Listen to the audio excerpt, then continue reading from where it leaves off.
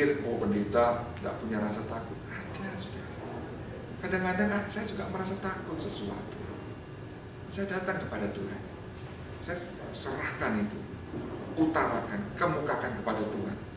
Dan seringkali saudara, pada saat saya menyerahkan itu, ada peace, ada ketenangan. Tuhan mengangkat kekhawatiran, ketakutan. Yang ketiga, kapan kita percaya kepada Tuhan? Mari kita baca Mazmur 62 ayat yang ke-9.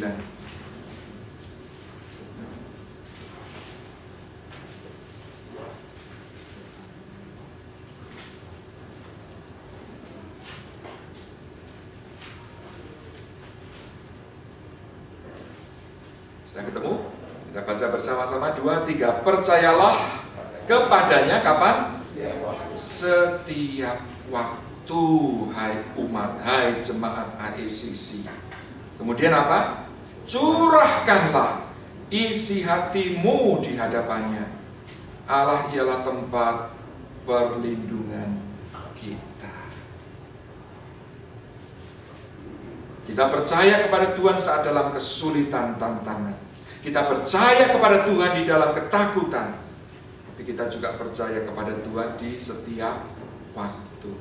Termasuk dalam keadaan lancar, keadaan sehat pun kita tetap percaya kepada Dia. Karena kadang-kadang ada orang Kristen yang baru doanya itu sungguh-sungguh waktu dalam kesulitan, ya.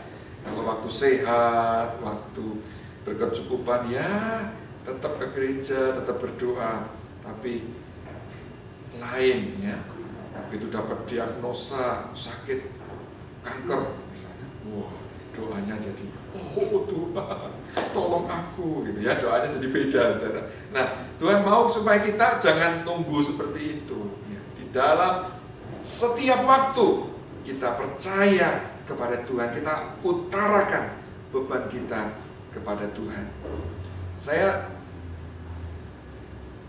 kemarin juga membaca satu artikel, saudara, tentang bagaimana sekarang ini makin banyak dokter, ya, yang percaya akan pengaruh doa, pengaruh iman terhadap proses kesembuhan pasien.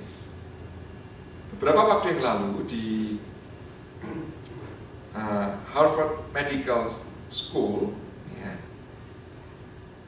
ada pertemuan lebih dari 1.000 healthcare profesional. Mereka ketemu di sana untuk membicarakan, mendiskusikan apa pengaruh doa, pengaruh iman terhadap kesehatan.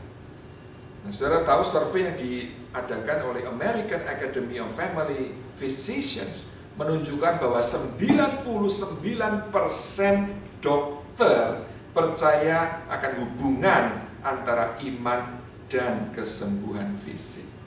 Salah satunya termasuk Dr. Hori. Betul Om ya. Karena Om Hori ini juga selalu terbeban mendoakan yang sakit. Dari mana mereka ini yang dikenal orang-orang intelektual ini bisa percaya, saudara? Karena memang banyak studi. Misalnya studi yang dilakukan di California beberapa waktu yang lalu, di mana studi ini, saudara, ada 400 pasien yang mengalami gangguan jantung. Ya. Nah, di dalam studi ini ada sekelompok orang Kristen yang secara diam-diam, jadi tanpa diketahui pasien yang didoakan, ya, mereka diminta mendoakan 200 pasien, mendoakan dengan sungguh-sungguh 200 pasien. Sementara 200 pasien yang lain itu tidak didoakan. Hasil yang diperoleh, saudara, pasien yang didoakan ini dikatakan develop health the complications that were experienced by those in the control group. Ternyata pasien yang didoakan ini komplikasinya, saudara, separuh lebih sedikit daripada mereka yang tidak didoakan. Lalu Dartmouth Medical School juga mengadakan penelitian mengenai doa dan kesembuhan, diperoleh hasil, saudara, dikatakan the death rate 6 months after bypass surgery was 9% for the general population, but 5% for those who prayed for their own healing.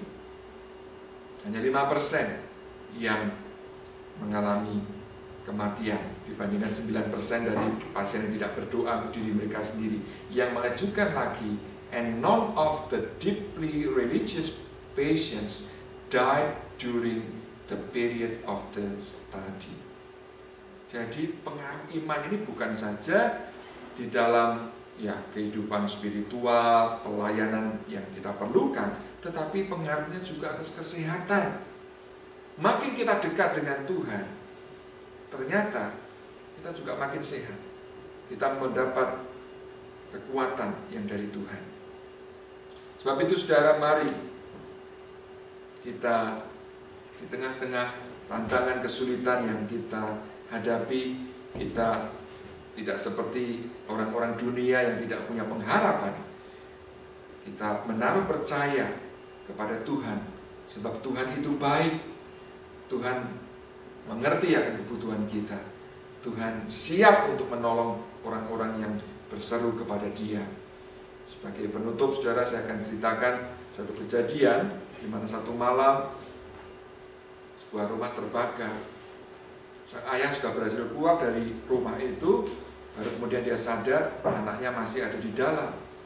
Dia teriak, suruh anaknya keluar, tapi dia sadar kalau mau turun dari loteng akan justru bahaya, dia bisa mati. Papanya bilang, kamu naik ke atas ke roof. Nah, anaknya masih dengar, papanya teriak dari bawah, dia lalu ke roof, saudara. Sudah sampai di atap, papanya teriak, jump, jump, I'll catch you. Kamu lompat saja, nanti aku tangkap. Tapi anaknya bilang, saudara, Daddy, I cannot see you. I cannot see you. Sang ayah bilang, but I can see you, and that's all that matters.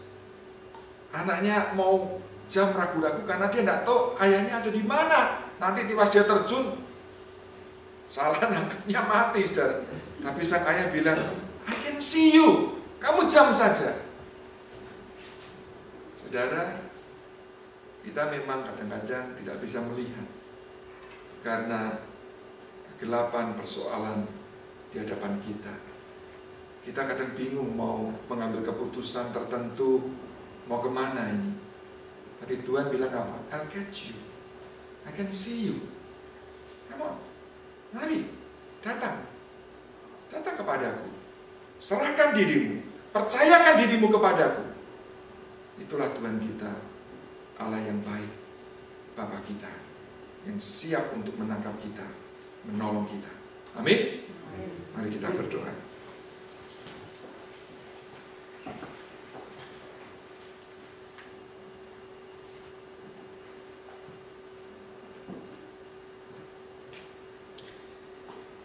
Mari, saudara, sebelum saya memimpin doa, serahkan segala bebanmu, serahkan segala kekhawatiran kepada Tuhan.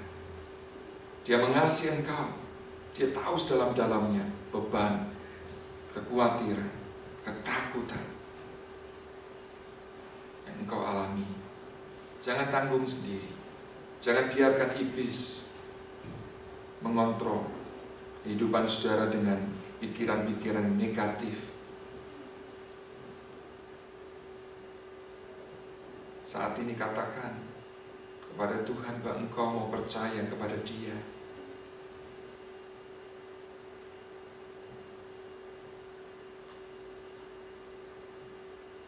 Walaupun mungkin